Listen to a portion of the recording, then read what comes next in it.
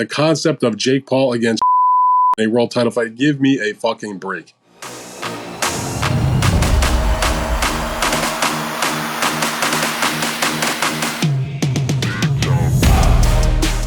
Good afternoon and welcome to the Untitled Title Sports Network podcast with myself, Seb Parkinson, and Dan Rafael. Dan, it's about 25 degrees Celsius here in the UK in lovely Lancashire. What's the weather like where you are in Virginia? Probably about in the low 80s here in Virginia. Fahrenheit, I should say. 80 degrees Celsius. Christ, imagine that. A nice warm summer day, let's put it like that. Brilliant. Right. Well, it's Wednesday afternoon as this is going out. We're going to have a look back at the main talking points from the weekend, which the only real main card that was on was the Jake Paul versus Mike Perry. We previewed that on Friday. The fight went down as expected. Jake Paul took a bit longer than he predicted, but, you know, anybody that puts money on a boxer saying, put money on me to knock him out in the first round deserves to lose their money, in my opinion. So, Jake Paul took 6 rounds to stop Mike Perry. The one thing I wanted to bring up with you was some of the news outlets reporting this fight were saying it was a brutal KO and a brutal knockout and using really over the top phrases. I don't think it was a brutal knockout. What did you think? Well, I don't think the knockout itself was a brutal knockout, relatively speaking, but it was a brutal beatdown overall for the extended period of time. So the knockout itself, was a good knockout, but it was really, I think when they used the word brutal, I would use that to describe the totality of the punishment that Perry took out, throughout the entire fight. When you mentioned about Jake going through the promotion and telling everybody who would listen that he was going to score a first round knock, he looked like he might cash in because he did score a knockdown in the first round with a big overhand right. But in terms of the knockout itself, I mean, it was just a matter of time, it seemed to me. I thought it was a highly entertaining fight. Like, I thoroughly enjoyed that kind of sloppy slobber knocker kind of fight. Not all that competitive, but entertaining as hell. But the reality is that Jake Paul is an improving boxer, still a novice with, 10, 11 fights now under his belt. And Mike Perry just showed once again when athletes that come from a combat sport that is not boxing, whether it's BKFC, as he's a champion in, or MMA, where he once fought in, and you look at the other non-boxers who have been experienced combat athletes that Jake Paul has fought, it just makes you once again reinforce the fact that boxing is different than these other combat sports and vice versa. So if you bring a fighter from another sport into boxing, chances are the boxer is going to win. And likewise, if you take a full-time boxer or a guy that's been schooled in boxing for his life, or however you want to look at it, and you put him in the cage or, in the BKFC, a circle, whatever it is, they're probably not going to fare all that well. So it doesn't surprise me, but it was entertaining. I mean, I liked it. It was just strange seeing how much bigger Jake Paul was. I mean, I know he was training for Mike Tyson, sort of going up to sort of heavyweight, and he said to Ariel Helwani at the press conference he was going to come in around 215 pounds. He sort of only just made the 200-pound limit. He had to strip down naked, basically. And Mike Perry came in, I think, 196.6. But just watching the fight, Jake Paul was like breathing heavily throughout. He looked like he wasn't comfortable in there to go the full 8 rounds. So that was the only real negative sort of impact he could have had. If Mike Perry unloaded a bit more and, kept him going a bit longer, then he could have maybe got the surprise. But I don't know about that. Yeah. I don't know about that. I mean, look, Jake, first of all, just is naturally bigger than Mike Perry. And Jake, as you mentioned, was coming down from a weight that he was looking to be at for the Tyson fight. And that fight was only postponed about a month ago. So he had time, but not that much time. He was talking about being in the 230s to fight Tyson, and now he had to get down to 200 for the fight against Mike Perry. So that could have been at least part of the reason why it looked like he was laboring a little bit as the fight went on. But Mike Perry is just a smaller guy. When Mike Perry had his only previous boxing match as a professional back in, 2015 or 2014, he was a super middleweight in that fight. So now he's coming up dramatically for a boxing match. And even when he's in BKFC, he doesn't fight close to 200 pounds. So that as they say, Seb, weight classes are created for a reason. And the thing about Perry, just not a fluid fighter. He's got big heart, all respect for the punishment he took and for his efforts. He tried. He didn't just lay down. He could have easily got out of that fight a bunch of times. He got knocked down 3 times. he kept getting up. So you got to respect the effort, which is frankly one of the attractions in boxing. If you see a mismatch, if the other fighter who may be taking a bit of the one-sided beating is showing that kind of heart, that's dramatic and that's interesting and that makes it entertaining to many people. So I have to give him props for that. But I never really envisioned a true scenario where I thought Perry's going to win the fight. And, maybe it took Jake a round or two or three longer than maybe many expected. I certainly, thought he could have gotten him out of there earlier, and I thought he might with that first round knockdown. But I bought the pay-per-view, so I got a little more money's worth, let's say, for the efforts of Mike Perry. Yeah, I think Jake Paul probably thought that as well. When he knocked him down in that first round, he probably thought, here we go. But then he just took him very long. But in fairness to him, he was disciplined. He obviously had a game plan, and he stuck rigid to that game plan. And I sort of watched it thinking, do you know what? Fair play. He's taking his boxing stuff seriously, and he's obviously wanting to put on a show. And listen, Seb, they drew a big crowd there. It was, they announced it was a sellout, about like over 17,000 in Tampa. And remember this was not a fight where they spent months and months promoting the fight and advertising and selling it. As I mentioned, when Tyson withdrew from the fight in maybe the first or so week of June, and then it took him another week or so or two or whatever it was to get this fight situated when they determined that they were going to still try to keep the date and have Jake fight. So then they had to not only put together a new fight, switch the venue from Texas to Tampa, then put the tickets on sale, get the pay-per-view going, do the rest of the card, because some of the fights changed that were supposed to be on the Tyson card. Opponents changed, that sort of thing. So that in other words, there's a lot to do. So for them to put on this event in a very short period of time relative to your average pay-per-view event and still sell it out and still put on what turned out to be an entertaining show, you got to tip your hat to the Jake Paul people. MVP Promotions, Nikisa Badarian, that whole team over there. So, I'll call a spade if it's done poorly. You know me, I'm not going to hold my tongue. But when they do something well, you got to give them credit. We're going to come back to Jake Paul in a second because there's been a bit of news about a potential future clash for him. But I just want to tip my hat to Serrano. Morgan was basically giving it large all fight week. She looked confident. She looked like she meant what she was saying. Serrano just wasn't taking any of the nonsense. Round 2 stoppage, Dan. What did you make of her performance? Well, I don't agree that she looked comfortable. I thought she looked out of her depths in terms of being overcome by the moment. Partly, I mean, she doesn't have the talent either. So the combination of being a fighter that wasn't confident, in my opinion, that knew what she was getting into, who didn't have the experience to draw upon, who may have been bigger, but had fought absolute terrible opposition and just didn't have any skills. And you know what? Amanda Serrano, who was one of the all-time greats, she's got the fight with Katie Taylor on the table. They weren't looking to risk that fight that was being rescheduled for November, as is the Jake Paul fight against Mike Tyson. I can't even complain that Amanda got a bit of a layup. She's moving up in weight. She's the 126-pound champion. The fight with Katie is at 140.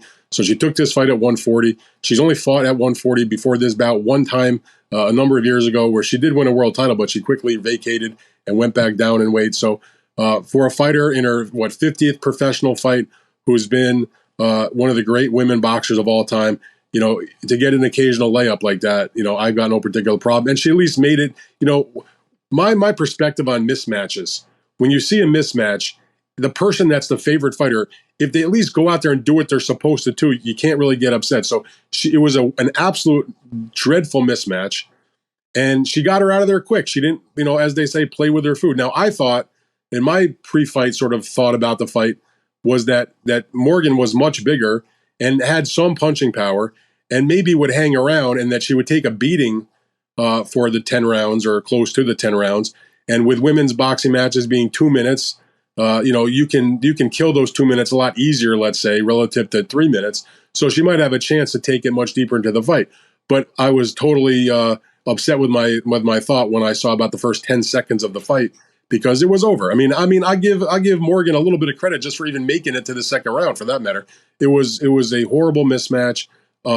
Amanda is moving on to the Taylor fight, and Morgan, she's had her moment in the sun for about a round and a half, and that's all she wrote. Yeah, and obviously the news that Serrano vacated the IBF belt as well. She said that she wants to reunite with the IBF when she beats Katie Taylor later in the year. I mean, from the very small sort of pocket of vision you got from Serrano? How do you? What are your very, very premature thoughts of the Katie Taylor fight at the moment?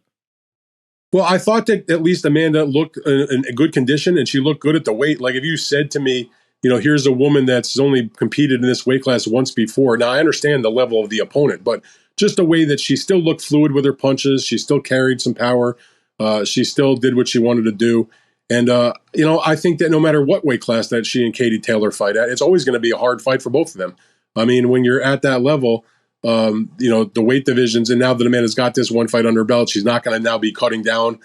She's going to train around this weight, so she should be okay. I mean, I'm excited for that fight. Obviously, when they fought the first time, they fought at 135 pounds. Amanda's always been at the disadvantage in terms of the weight because, Amanda won her first world title fight, if I'm not mistaken. I want to say she won her first world title, at 115 pounds? And she's got the record for women's boxing. She's won titles all the way up to 147 different weight classes. So, she's going to probably be the underdog, but from her point of view, at least she got this fight in. She got a fight canceled in March because of the thing with her eye injury, so she went through the training camp. But she'll come into the November fight coming off this 2 rounds, and Katie will have been off for a bit. So, the combination of the layoff for Katie and Amanda at least situating herself at 140 pounds and knowing how great both these women are in terms of what they do, I expect, I think, like everybody, another highly competitive, really exciting fight.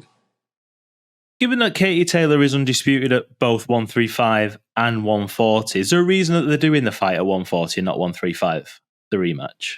I think that was a matter of Katie Taylor's decision. I mean, I don't even know off the top of my head if any of her lightweight belts have become vacant. They have gone undefended for quite some time. They've already started the movement towards making interim champions. I mean, just over the weekend, you had Chantel Cameron, her old rival who won the WBC's interim title at 140 pounds. There are a lot of fights where titles mean a lot. When it comes to Katie and Serrano, I guess it's important that they're fighting for the undisputed title at 140 pounds, but all the other belts that they hold don't really make a difference. And even if they didn't fight for titles, I think people would still be, hugely attracted to the fight. So whether Katie is going to have belts at lightweight, I don't see her ever going back down to lightweight. Amanda, it's possible she may go back to featherweight after this is over with Taylor. She still has belts there. She was undisputed, but she vacated the WBC because they disagreed over the rules. As you mentioned, she vacated the IBF because of the impossibility of her making a mandatory that was ordered. She's not going to do that instead of taking the huge rematch against Katie. So in this particular case, titles or no titles, undisputed, 3 belts, 4 belts, whichever weight class, it doesn't really matter. I think the fans, everybody in the business, everybody who's a fan of this sport is looking forward to see these 2 women tee it up again after that great fight that they did a couple years ago that will be remembered forever. Yeah, I echo you there, Dan. I am very, very much looking forward to that rematch. Just before we end then part 1, I just want to go back to Jake Paul, and there's a tweet from WBA President Gilberto Mendoza, who has opened the floor for Julio Cesar Chavez Jr. to face Jake Paul for a championship, in his words. What are your thoughts on that? I mean, does it sound realistic to you? It's the WBA doing WBA things. All due respect to my pal Gilberto Mendoza, who I have a very friendly and cordial relationship with, and we talk all the time, but we disagree about a lot of things. And the notion, I tell you what, I'm more offended that they would include Chavez in a title fight conversation than Jake Paul. Because say whatever you want about Jake, at least he's active. Okay, I mean, I know he's not fighting boxers, whatever. And, but I get it. It's business. He brings the money. Chavez fought on the undercard, coming off of a 2-year plus layoff, 2.5-year layoff, way above his normal weight, looked absolutely horrible, is totally finished, in my opinion. Just plodded along for 6 rounds against a UFC fighter who's become a boxer, who was in his second pro bout, who won his first pro bout, but he won his first pro bout. We're talking about Uriah Hall. He won that pro bout against a former NFL football player.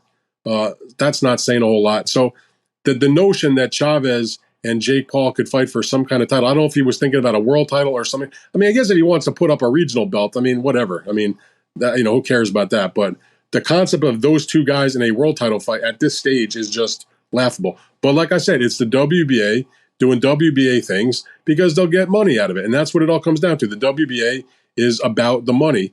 All organizations are about the money, but the WBA is more about the money than any other organization. That's why they went through years and years where they had 3 different title holders in the same weight division, much to my mental health problems because of it. I mean, it just drove me absolutely wacky.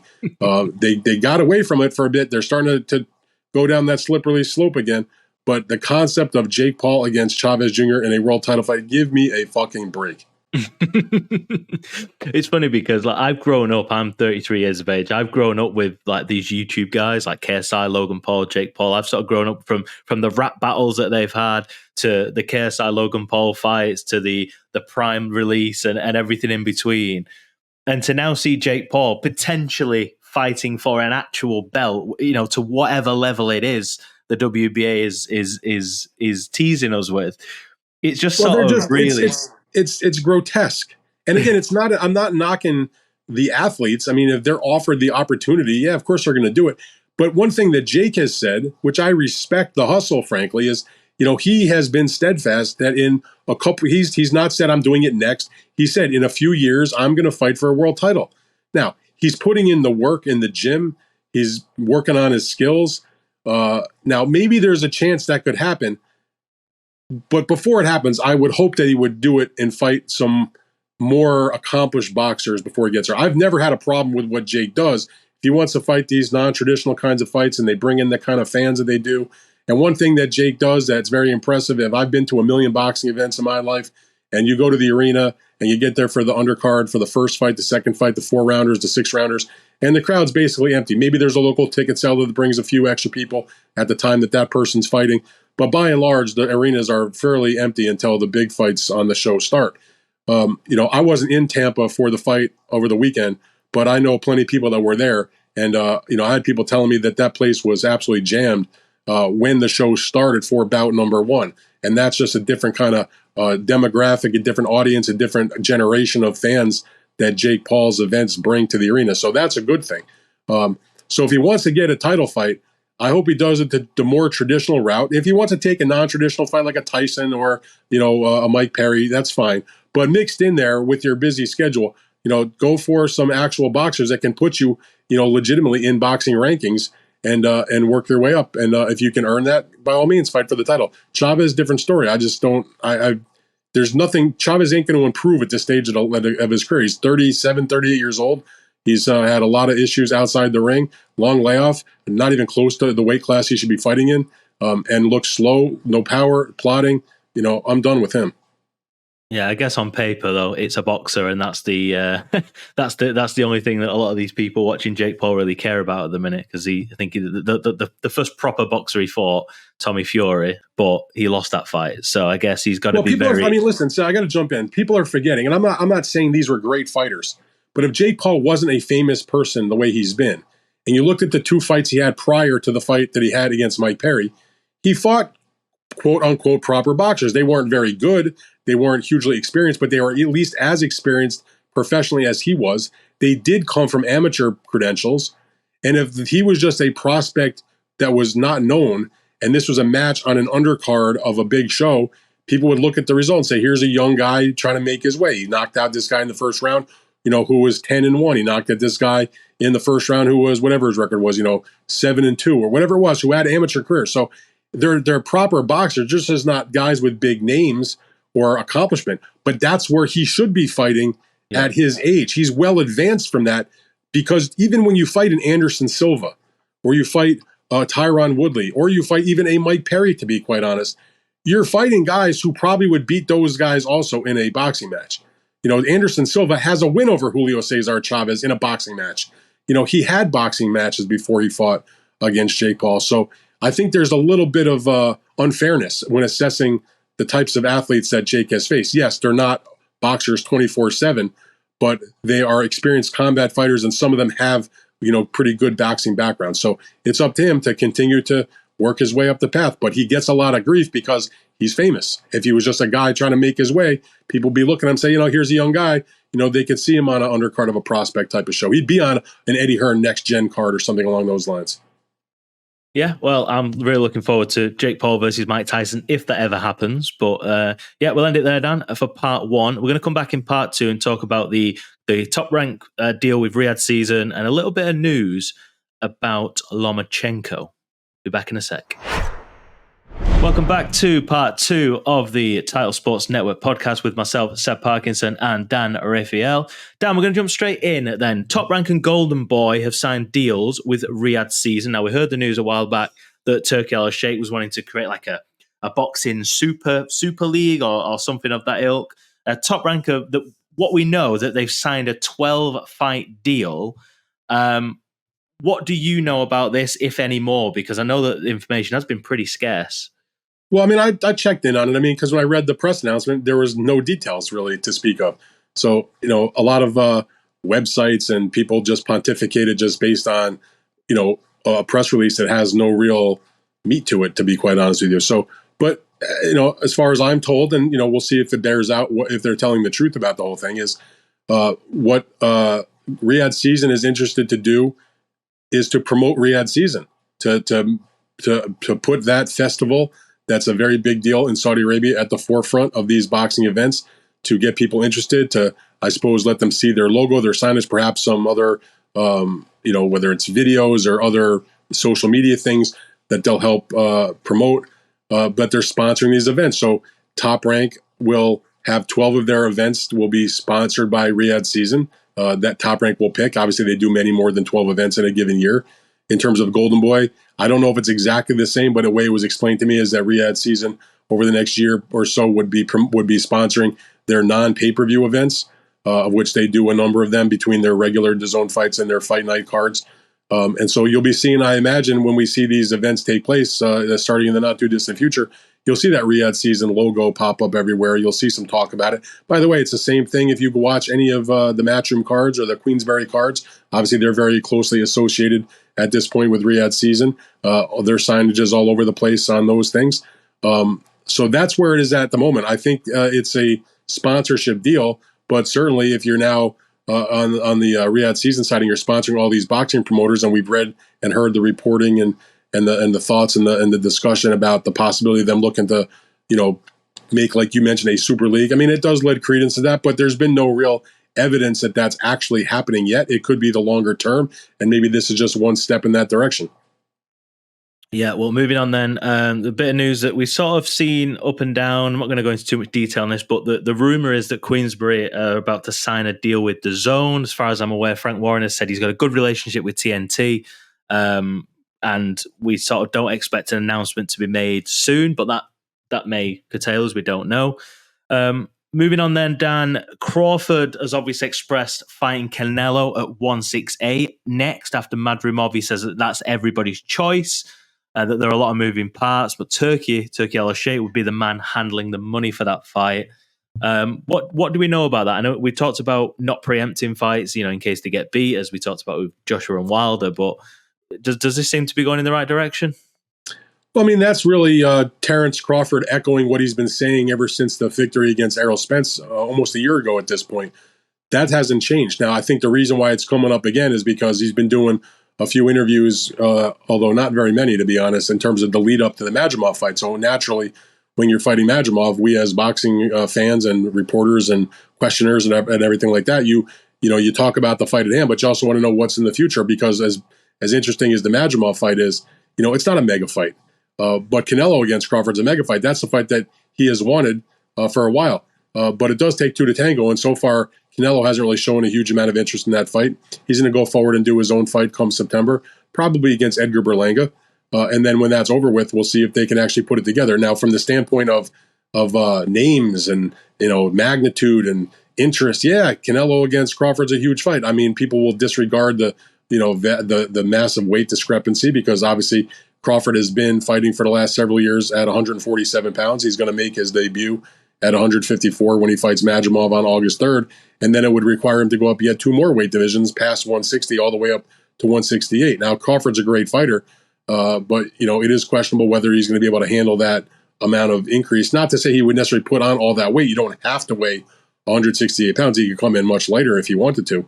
I think back to the days when Manny Pacquiao challenged for a title at junior middleweight, having started, his career and won his first title at flyweight and actually turned pro around 106 pounds or something like that. When he fought for the junior middleweight title, he weighed in way, way under the limit. He was like 144 pounds. He was under the welterweight limit. So Crawford could take that type of approach if the fight were to get made. But when you say that's what everybody wants, I don't know who Crawford means when he says everybody, because there's a lot of people who don't want. I hear from boxing fans every day who they don't love that fight. They think it's too much weight, and they'd rather see Crawford fight a Boots Ennis, for example. Let Boots come up to the junior middleweight and do that kind of fight. So that's not as big of a fight financially. Obviously, it wouldn't generate as much attention, but there is a segment of the fan base that isn't so much interested in the Canelo fight. But I have to say, it would be a huge event, and if they can make the match, bring it on. You have two historical figures, two of the pound for pound best at the moment. Two guys are going to be in the Hall of Fame someday. Getting it on if it happens, and if anybody can make it happen, Turki Al-Sheikh's got the money and could put that together. Yeah, well, I remember back in the sort of back end of 2022 or early 2023, there was talk about this heavyweight tournament between Wilder and Joshua and Usyk and Fury, and that eventually happened after a lot of hearsay. So there's I am positive that this will come to fruition, but obviously everybody's got to be involved, and I guess the money's got to be right. Just moving back to, we'll talk about Top Rank earlier. There's news that's broke that, again, you've posted about. Conceicao has been ordered by the WBC to immediately rematch O'Shaquie Foster after the controversial split decision win. Now, before we really go into that, the judges scoring that card, do we know if there's any ramifications for them? There is nothing. I mean, nothing in terms of the commissions or anything like that. I mean, and the reality is, although most people that you talk to, certainly me, the commentators that called the fight, every single person that I saw respond or make a comment on social media, which doesn't necessarily include every single person in the history of the world, but I have yet to see a single comment from anybody that watched that fight that didn't think that O'Shaquie Foster was the rightful winner. That said, there are some people who were involved in the fight who were there ringside who thought it was a really close fight, and even if they maybe thought that O'Shaquie Foster was the winner, didn't really have a quarrel with Conceicao winning because they thought it was a 1 or 2 point fight. So, and I'm talking to Bob Arum. I spoke to him on Monday when the WBC announced that they were ordering the rematch. And now Bob, who travels to like every single fight that he does, for that particular fight, just for different reasons, he didn't make that particular trip. So he was home watching that fight on television. He said that he watched it. And remember, Bob, he doesn't have a dog in the fight from the standpoint of whoever wins, because Top Rank promotes O'Shaquie Foster and Conceicao. So Bob was going to have the champion either way. And he said that, he didn't have a problem with the decision. Okay. But he also said, look, if the WBC felt that they're going to order the rematch, then we're going to do the rematch. So they put a deadline for a purse bid, which is sometime later in August. Bob is the promoter of both fighters, so it's highly unlikely they'll go to a purse bid, and they'll make a deal, and they'll do the rematch sometime in the fall. And what I find somewhat interesting, I'm glad that Foster's getting the rematch. He deserves it. They've got two notable rematches for titles in this weight class. They're obviously going to move forward and try to do this rematch between Conceicao and Foster, but they also are the promoters of Emmanuel Navarrete and Oscar Valdez, who are going to have their rematch, because Navarrete, who's the WBO champion, he had lost when he challenged for the lightweight title and then fulfilled his, what he had the right to do, which is the return to the 130 pound to defend the title. But when he went up and fought for the lightweight title, thinking everybody thought he was going to win and it would be a big deal, the WBO sanctioned the interim title, which Oscar Valdez won, and everybody just sort of figured, Navarrete, win or lose, frankly, was going to stay at 135, and they would just elevate Oscar to the full title. But that didn't happen. So he's going back, and they're looking to try to get that fight done for sometime in early December. And so if the end result is that Foster and Conceicao rematch, and you've got the Valdez and Navarrete have their rematch in their first fight, which Navarrete won by a decision, was a tremendous fight, although not it was a pretty clear-cut win, but it was a terrific battle. Bob left open the prospect in terms of to unify that the winner of the rematches between those two guys could fight each other. Now, Conceicao has already fought Navarrete to a draw in a heck of a fight. He's also got a close loss to Oscar Valdez, so those would be rematches. But that would be fine either way because Valdez was super close, and the other fight was a thrilling kind of matchup. And then, of course, if it's O'Shaquie Foster, he has not fought those guys, so you would have some intrigue there whatever the results are from those two bouts, and they can maybe put that together for the first part of next year to unify. Yeah, well, something to look forward to. Dan, we're going to end the show on talk of Lomachenko versus Gervonta Tank Davis are on ice. What's gone wrong in that? Because that was the sort of fight we all hoped and expected would happen next. Yeah, that was disappointing to hear that news. In the earlier part of June, I take it back. In the middle of June, this was soon after Tank Davis knocked out Frank Martin, and they're thinking about what's the next fight for everybody. And remember, right before that, a month or so before that, you had Lomachenko had gone to Australia and knocked out George Kambosos to win the vacant IBF title. So Tank retained the the WBA, and you have Loma winning the IBF. And now the talk is, let's try to make a unification. That was probably the best fight you could make in the lightweight division, unification fight. And the team of Lomachenko, Egis Klimas, his manager, told Top Rank, we're interested. Now the promoters don't talk to the fighters; they deal through the manager. So Top Rank was like, okay, we'll endeavor to try to get that done. So they were having conversations with Louis DeCubas from PBC about trying to make that fight. By all accounts, on both sides, from the Top Rank side as well as the PBC side, the conversations were going well. They were trying to get the terms together. Everything seemed to be moving along. They were looking to get the fight done for November. And then just this past week, on Friday, you had Bob Arum out in Los Angeles, along with Egis Klimas and Lomachenko's father, Anatoly, who was also his trainer. They're having lunch at a nice restaurant, one of that Egis Klimas is part owner of. And Loma drops the news that he's taking the rest of the year off. According to Arum, it took everybody by surprise. And but if the fighter doesn't want to fight the fight, then what are you going to do? So the talks obviously are over for that fight. But what Arum did say to me when I spoke to him about this is that Loma emphatically said he's not retiring, that he's going to fight in 2025. Because remember, before he fought Kambosos, his father sort of had to convince him to go on. Loma was thinking about retiring then, and the dad was like, let's give it one more run. We can win another title. And Loma said a number of times leading up to that fight and after that fight, he did it for his father. He won the title. A lot of people thought, you know what, maybe that's the end. So when he decided not to do the fight against Tank, a lot of people thought maybe he's going to retire. But according to what Bob said, he told his father and Egis and Bob, look, I just need a break. He's got the kids in school. He wants to go back to Ukraine. He's going to stay here in the States for a few weeks, but he's got a lot of stuff going on at home, especially things related to the war. So he's going to lay off till next year. It's not the first time he's taken a long layoff. He is in the twilight of his career, even though he looked fantastic in the victory over Kambosos. And the end result is we're not going to get that big fight at the end of this year. Maybe they left open, at least on the side of the Lomachenko people, the prospect of perhaps trying to put that fight together with Tank, sometime in 2025. In the meantime, now it begs the question of what's next for Davis, because he's looking now, I guess, for a dance partner for a fight that would take place in the later part of this year. And so now you take a look down the candidates. Who is it? Maybe Shakur Stevenson, who is now a free agent from Top Rank, who's been interested to fight against Tank. That maybe isn't as exciting of a fight, but it's certainly a good matchup. You got two of the best in the business, both great skills and both different kind of styles. So that could be a possibility. It's not there's no impediments promotionally because, like I said, you have Shakur as a free agent, and then you also have the other aspects. You have William Zepeda. He's a mandatory challenger for Tank. Maybe they would look to do that kind of fight. Maybe he wait and see what happens August 3rd with Pitbull Cruz, who's now going to be defending his 140-pound title. They had a tremendous fight back, a couple years ago that Tank won, but it was some controversy there. Maybe they'll look to do a rematch there. That could be an attraction fight. So, Tank is going to have options, but I'm disappointed it's not the Lomachenko fight. I'm sure there's a lot of people that are disappointed it's not Loma, at least not this year. Yeah, we talked about it, and we were talking about this after Ray Morataya's fight. Could he be a possible candidate now? Could he step into the shoes? For Tank? Yeah. I mean, I don't think there's more of a chance of like you being hit by lightning while we're doing this video. I mean, no. Because Murataya, nothing against Murataya. First of all, not to say that the companies can't work together, Top Rank and PBC, because they were looking to do the fight between Loma and Tank. But that's just a nonsensical fight for Tank because it means absolutely nothing. He's not a mandatory. He doesn't have any big wins. He's not that well known.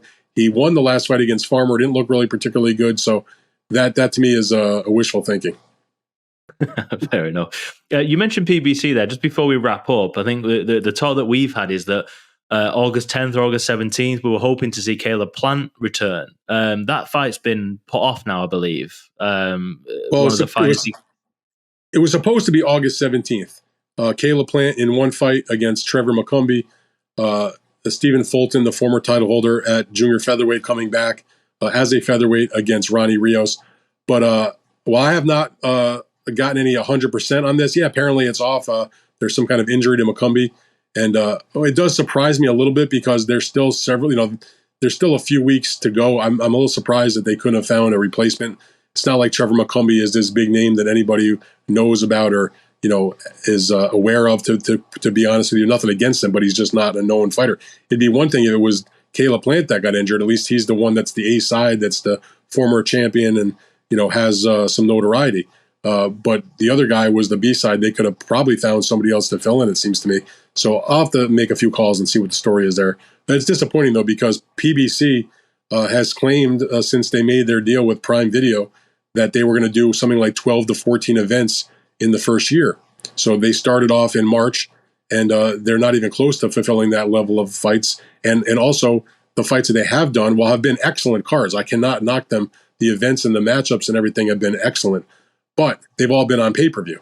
This was finally a fight that was not going to be pay-per-view. And I'm going to tell you, as I've said from the beginning, you can put on all these pay-per-view fights, and like I said, they've been good matchups. They've done Canelo Munguia. They did Fundora against Tim Tszyu on short notice.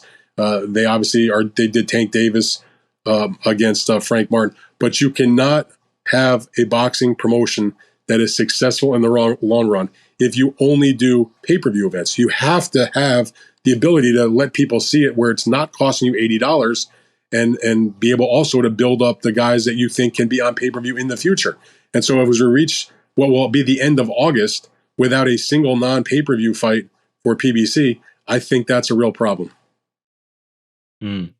Right, Dan. Well, we'll end it there. Thank you for joining me as always. We will be back on Friday. We'll do a quick preview of Joyce versus Chisora this weekend. Then we're going to look ahead to the big one, Dan, Crawford versus Madrimov. Thank you for joining me. Thank you for watching, everybody. Don't forget to like, subscribe, leave a comment, let us know what you think of the show, and we'll see you Friday. Catch you in a bit.